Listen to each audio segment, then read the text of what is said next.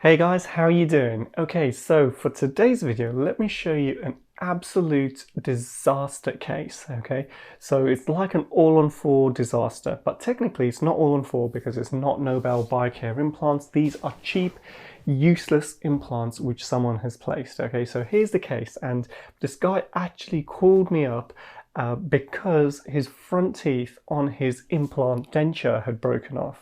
Okay, I'll say implant denture, it's a bridge. It's screwed in, and what you're seeing here is the metal framework behind the acrylic teeth. So the acrylic teeth have snapped off, and he's got this metal work showing, and he doesn't like the Jaws look from James Bond. So also, the problem is this isn't the first time it's happened. It's been a recurrent problem pretty much ever since he had his final set of teeth put on the implants. And I don't normally take on cases which are someone else's disaster cases, but this guy was really genuine. He just wanted it fixed. He knew that because we're putting someone else's problem right, it's going to cost more, and he is probably going to take way longer than it normally does. Anyway, he was cool with that, so we did it. So let's have a look at what all the problems are here. I'm going to split them up into two big categories. First, we've got problems with the implant system. Then we've got problems with his existing bridge. And his implant system, which he's had placed, the implants which he's already got in his head, are really cheap, useless implants, okay? When we do a full arch case, when we do a full set of teeth on implants, the implants are never angled perfectly straight. Quite often we've got to put them in at funny angles to avoid things like the sinus or certain nerves which run in the jaw. And to correct this, what we have is like an angle correction thing, okay? We call it a multi-unit abutment.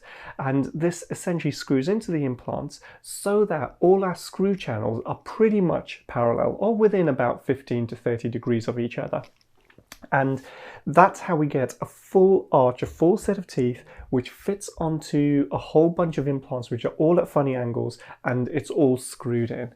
Now, in this case, his implants were at funny angles, but this implant system doesn't have a multi-unit abutment. Okay, so there was no option to do this angle correction. And when I looked at his old bridge, it was a case that the other dentist has basically drilled away at certain components to force them and make them fit. And that's never a good solution, right? We're trying to build a full arch set of teeth. We're trying to build a fantastic smile for this guy. He's invested a lot of money, with his own dentist as well as having it redone. And we need to build something robust, which isn't just going to look good for the next 3-4 years, but is going to last him as long as possible. So the implant system, firstly, is subpar, but I'll come back to that. Let's look at the bridge itself, okay? So if you're grossed out easily, don't look at this next scene, because as soon as I took his bridge off, this is what we saw underneath, okay? And everything white is plaque, it's food debris. This bridge hasn't been off for over 2 years. And the problem with all of this is it was all trapped inside, so it didn't smell bad. It did when you take it off, but when he had it in, you couldn't really tell. But this is full of bacteria, and the bacteria are completely irritating the gums. And implants are just like natural teeth. If the plaque and bacteria builds up on them, the gums are going to get irritated, and we're going to have bone loss around an implant, which is a much bigger problem than bone loss around a natural tooth. So whatever happens, if this bridge had stayed in as it was, sooner or later he was going to start to lose implants.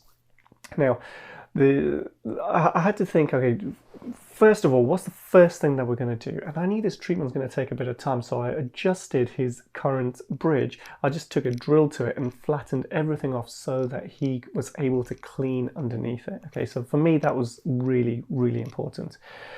Secondly, the reason actually the front teeth had broken off his bridge wasn't actually anything to do with the cheap implants. It wasn't anything to do with this thing called a ridge lap, which made it impossible for him to clean. Basically, the bite was wrong. So when he bit together, only 1 or maybe 2 teeth touched, and then his jaw slid forward into a new biting position, and that put a lot of sideways force behind the front teeth, and that's what made them keep breaking off. Now, when we're doing a bite, when we're getting the bite right, we have to make it so that as the jaw comes together and the jaw joint is in a neutral position, that all the teeth touch together evenly. Okay, that way we know we haven't got excess stresses.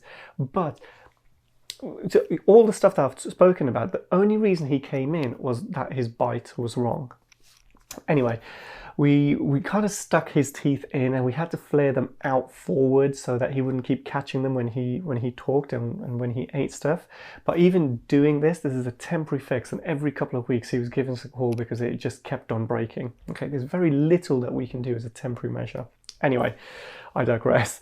The first thing to do in a full arch case is to take accurate impressions, get a good quality study model of the implants. Okay, and when we've got 6 implants, actually we've only got 5 because this implant, the previous dentist had broken a screw inside there, which meant that this implant was not usable.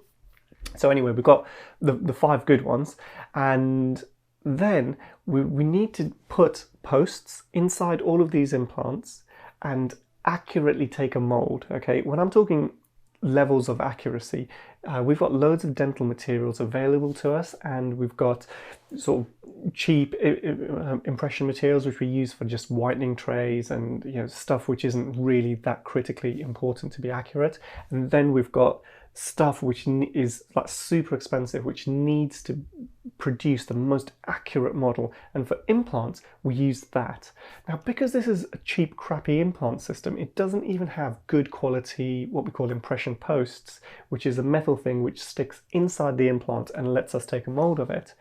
So I tried about maybe between 7 and 10 different techniques to indirectly take an impression, okay?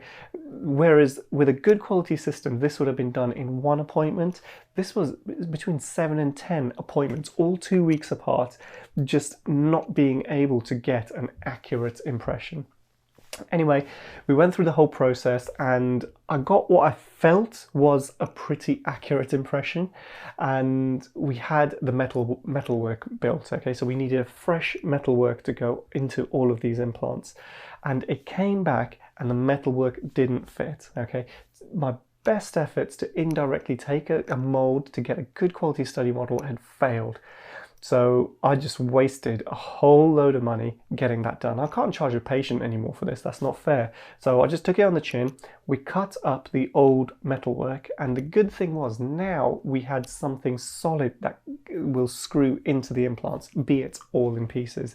But it allowed us to take a high quality impression of his implants.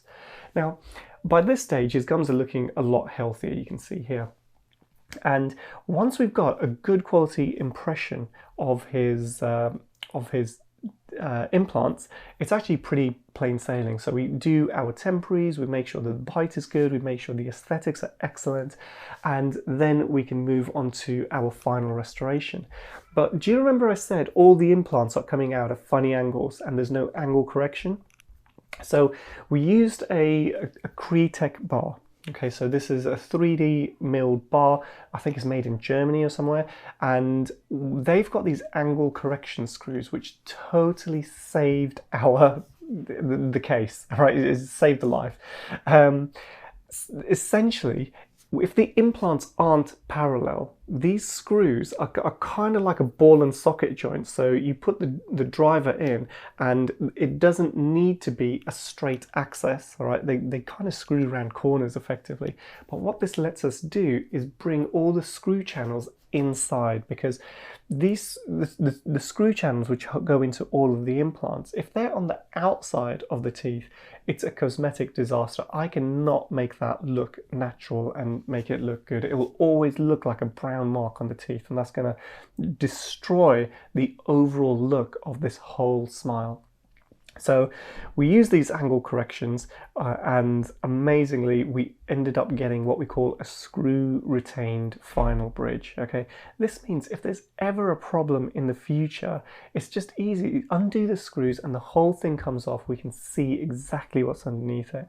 Because we had a new design, a highly polished what we call fit surface, the bit that connects where the gum and the teeth meet, he's now able to keep it really clean. He can pass floss through there and keep it clean. Okay, we've already had bone loss around some of these implants. We used to have some gum disease around these implants, right? We can't bring that back, but he can now keep everything much cleaner. We've got a really good looking smile, and he's gone through I think it took us nearly over a year to make his new set of teeth.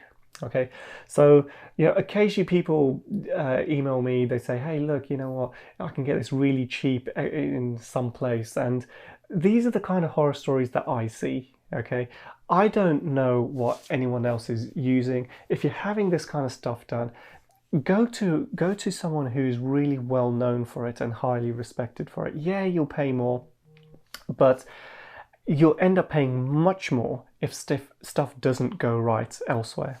Okay, so I know there's a big cost difference in a lot of cases, but I hope this example helps you to understand some of the disasters that are out there. Okay, so if you've got questions, comments, leave them below. If you're thinking about having this kind of treatment done, think about subscribing to the channel, and I do upload fairly regularly these days. And if you've got any questions, let me know, and that could inspire me for my next video. Okay, so hope you found it useful. Take care.